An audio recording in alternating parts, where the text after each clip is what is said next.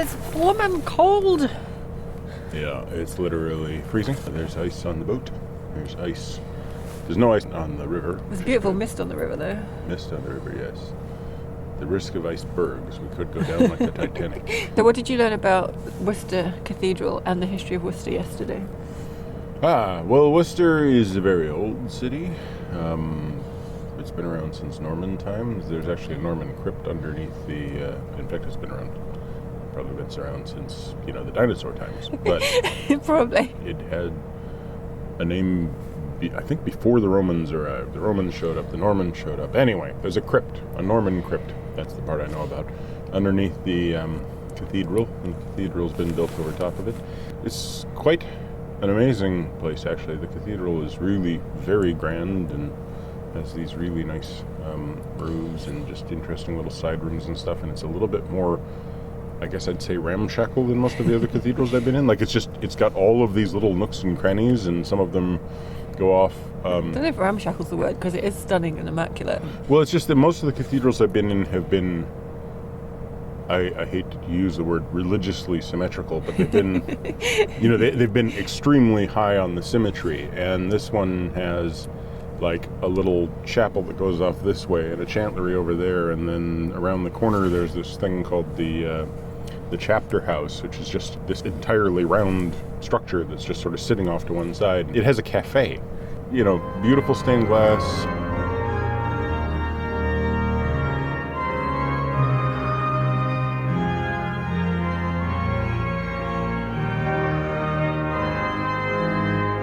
To me, the most interesting part of the whole thing was the fact that during the Civil War, which was, just down this way was a central battlefield in the whole thing, in which Charles II, who was then Charles Stuart and not yet Charles II, lost a major battle with the Roundheads of Cromwell and had to retreat. And so that sort of happened here. It's interesting in that the Roundheads basically, showed up, all these sort of Puritan guys, and they came in and they literally painted all of the decoration on the inside of the cathedral with lime. So it had to be restored. Yeah, so it was all covered in this white lime wash that just removed all the decoration and stuff, and it's just pretty fascinating, like that the way that history sort of overlays itself like a palimpsest. So, and there's a word most people won't hear every day. Yeah, it's a beautiful town, a lot of interesting stuff going on. And we're leaving today, and we're being a bit ambitious, probably a bit too ambitious. We're being extremely ambitious because it turns out we got our scheduling kind of slightly off. I did this beautiful spreadsheet that laid out how many days we had to get to each place, and I said that we had to be at this junction, Diglis Junction, on the 29th, but actually we had to be there on the 25th, and it's the 29th today.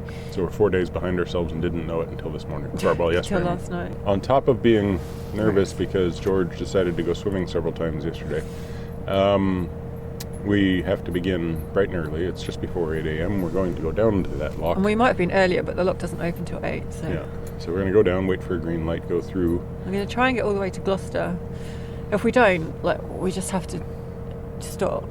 If it gets too much, we'll just stop and we'll do the rest tomorrow morning. But we have to identify. There's only a few mooring places, yeah, so we have to know where those are ahead of time. I'll give you the map. So, off we go. Hopefully, no icebergs, and also no roundheads.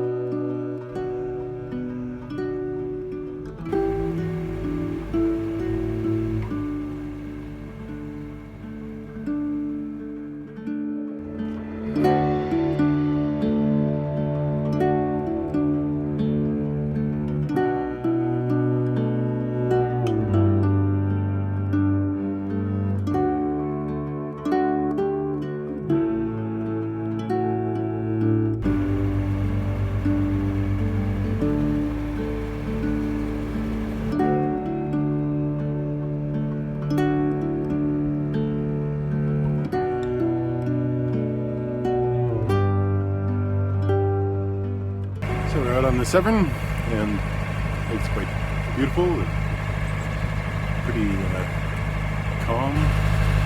There's a little bit of an ominous warning at the lock as we came through to avoid any floating debris like large trees. And we have actually seen a couple of large trees, although they weren't floating, they were just sort of sitting at the sides. So keeping an eye out for large trees. Joe's at the front, George is at the front keeping watch. Hopefully we don't actually hit anything. Large numbers of cormorants and stuff flying past, and herons, and it's just kind of nice.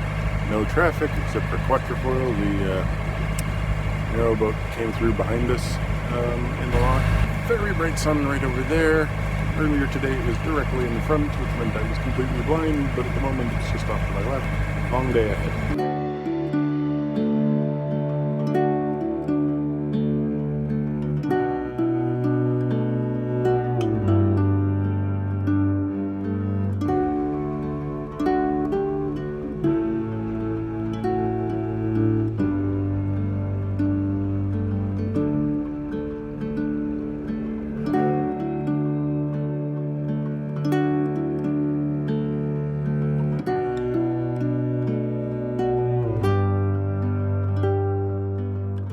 So we're just coming into Upton upon Severn.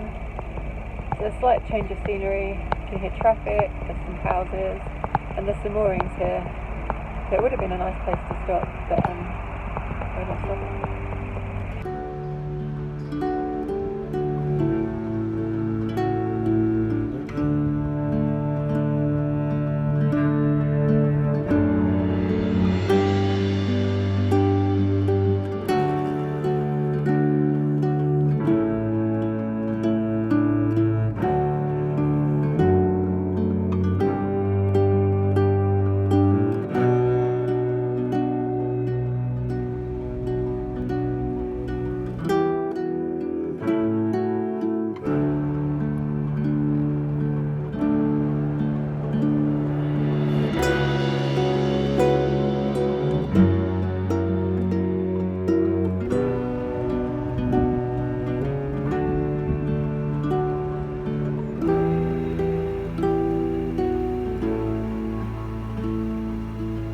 So we've now been going nearly 4 hours. It's 10 to 12, and we're just about to go past the junction with the River Severn. We're making good time, we're on schedule, so that's good.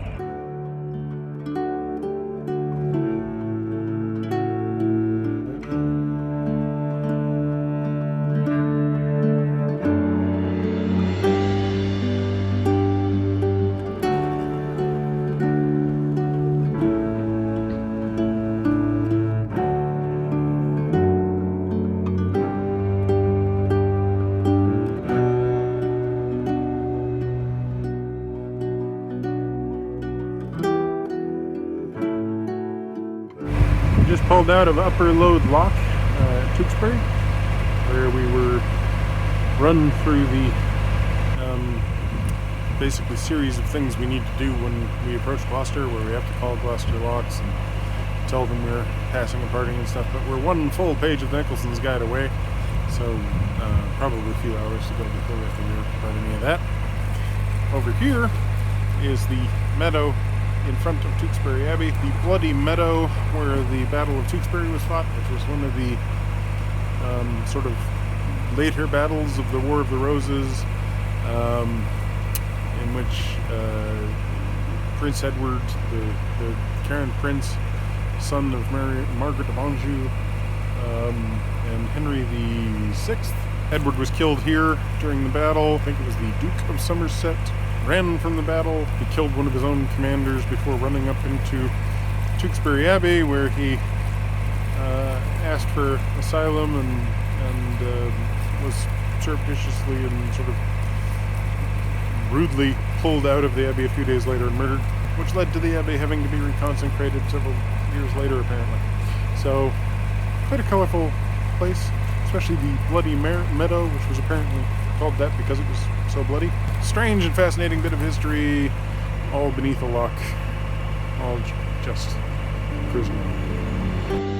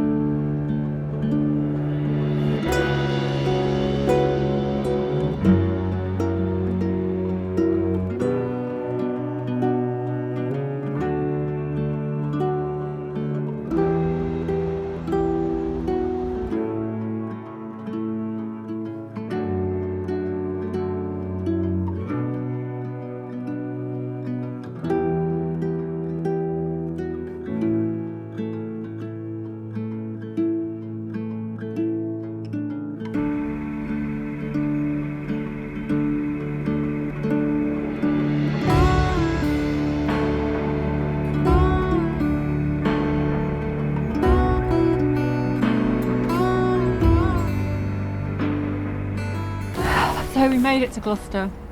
Yeah. Cold. It was a long way. Like, it said 7 hours and it took us exactly 7 hours. So we shouldn't be surprised it was a long way. Yeah. But it was just a lot of the same, because there was only 3 docks, one at the beginning, one in the middle and one at the end.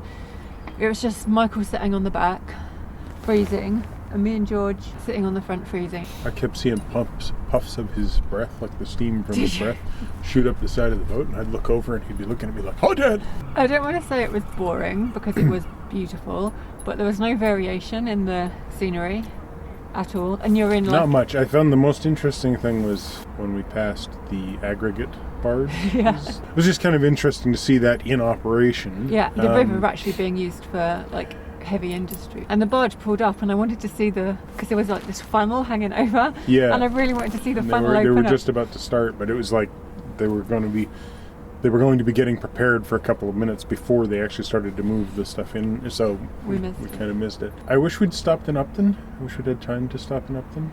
I like that tower just sort of hanging out there for no reason. It just looked like a nice little town. Yeah. It's kind of interesting because it ties into the history of the Battle of Tewkesbury and the War of the Roses, because there was a bridge across the Severn, and the next crossing was Gloucester. Right. And so what happened was the Lancastrian army was trying to get away, wasn't able to cross at Gloucester, and so turned and ran towards Upton and got caught in the field of Tewkesbury.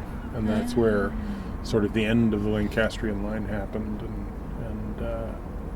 Yeah, it was pretty interesting history. Well, we'll get to see Tewkesbury on the way back. Yeah, but we won't go as far as Upton. No. So we'll go up and we'll see Tewkesbury, and maybe spend a day there or something after we've gone to Sharpness and back here to Gloucester. I'm really liking the Gloucester Docks. I was like, "Where's the visitor mooring?" And he was like, "Over there, over there, over there, over there." It's like basically empty. Apparently, at this time of year, there's not a lot of people visiting the Gloucester Docks.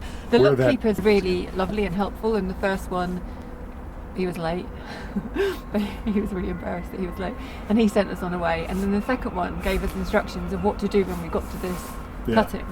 And then I tried to actually follow those instructions. So I get to the cutting, and I try and phone the Gloucester Docks. And my phone connects with like 0 bars. So there's a guy on the other side going, "Gloucester Docks, hello, hello," and I'm going, "Hello, hello, hello, hello." So it's like 2 minutes of doing that while the weir is pulling us slowly but surely down towards it. So the lockkeeper has also said, when you get to the cut, phone ahead, and they'll be able to tell you if there's any traffic coming or if there's any like bad debris. And they did, like because I eventually got through on my phone. And they said, no, there is debris, but nothing like out of the ordinary, like nothing particular to look out for. Immediately there was that huge tree. But apparently that's in the ordinary. Yeah, apparently so. There was a bunch of small trees. But nothing. After the first big one, it was kind of okay. Yeah. It was just a bit ominous being told that as well, isn't it? I think. And then, I got to these docks, and because we pulled ahead, I was pretty much opening the doors as we pulled up, which was really nice. I do like these locks. I mean, I don't like the locks. They're blooming huge. The second one was a really weird shape. It had like a bulbous end. Yeah, it's because you used to do like oil vessels and stuff. But they've got the riser bars, so there's no way you could tie onto the bollards at the top, so you tie onto the risers. Yeah, because when you're on the bollard, you have to let the rope out or pull it in as you rise. But on the riser, it should stay at the same length. It just rises. Yeah. It works pretty well. Yeah. And this one's got a car bridge that goes over. Yeah, that was weird. So there's actively passing traffic I was above like, you. I hope Michael's pulled forward of that. I'm absolutely freezing. Okay. I must get inboard now. The fire's going, so... Yes, which means that I might try and crawl inside of the Morso squirrel. So, quite a day. Long day. Really different day to a normal canal day. Yeah. So we're going to spend tomorrow here seeing Gloucester, and then it's down to Sharpness. You know how many miles we did today? Like 30. Yeah, 29. 20 something. I think it's probably the longest distance. Probably. Good fun. Yay. So thanks for watching. Hope you enjoyed the video. Click the thumbs up if you enjoyed it. Comment down below, and see you next time.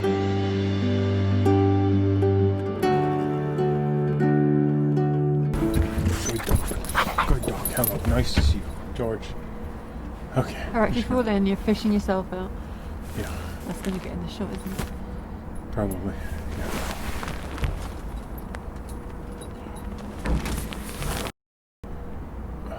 Soldiers of Gloucester Museum is the only thing I can see right now. Oh, also Herbert Warehouse, Timberley Warehouse, Phillips Warehouse. Okay. Not Phillips, Philpott. That's how cold I am. I can't even read. Upton-on-Thames was where? Upton-on-Severn. Sorry, Upton-on-Severn. But there's this really big hill. Well, big hill. It's a big hill for England. 300 meters. What do you... That's not a good idea. He just runs straight off. Get over here. Come on, George. Come on. He's rolling around on his back, and we're just on a pontoon, so it's quite likely he just. That's rolls just a little straight silly and stupid. Oh, yes. Hi, George. How you doing? Oh, God, yes, you too, yes. Yeah, and try not to get into any like sharp-edged fights on the Bloody Meadow, because that was interesting to read about. It's on the thing, the Bloody Meadow. Oh, this is the history. Yeah, it's in our guide. Oh, tune in next time for Tune in next time for a history lesson on the Bloody. Not next time, but when we get to Tewkesbury, I'll walk out to the Bloody Meadow and be like, "Here's the Bloody Meadow. See how it's red?" Except for it's not, because thousands of years have passed. Well, whatever, too many years. Oh, there's a Delirious incentive to come back.